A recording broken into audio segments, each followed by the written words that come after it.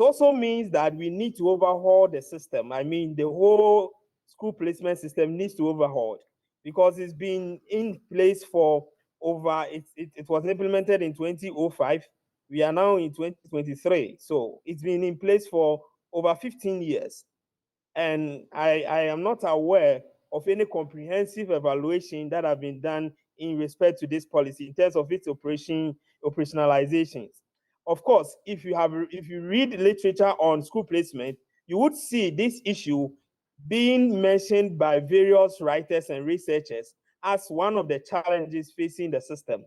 And therefore, with this documentary evidence, we need to overhaul the system and put in place checking mechanisms that will allow us to always monitor what is going on within this particular system. Because you see, the objective of this system was to improve upon the manual system. So if you read the document, the policy document, you see that it was to create transparency, fairness, and quick delivery of services to parents or students who apply to various secondary schools. So the transparency and the fairness bit of it and the equity bit of it have all been defeated.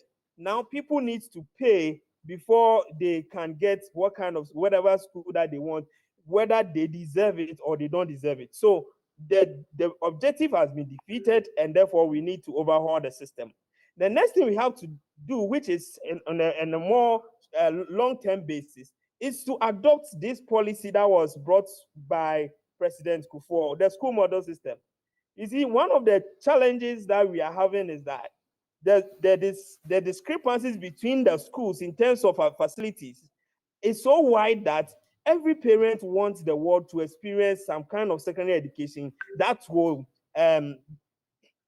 enable the child access at least one good quality secondary education. And in doing that, some of these parents who have the financial resources are ready to pay whatever amount. So we need to go back and make sure that at least in every district, we have at least one secondary school that has got all the resources that students need, so that at least we'll be able to create some of the precepts in some of the districts. We create some of the infantile girls, infantile Pim, Wesley girls in all the districts. If we do that, that pressure on the category A schools that have become something like a cash cow for these people would reduce substantially. So these are basically the issues that I would want us to look at. And even we also have to look at our own attitude as a society, that we are fueling this. If you are willing to pay, it means you're also you are part of the problem. So our desire to get good schools for us should also be looked at.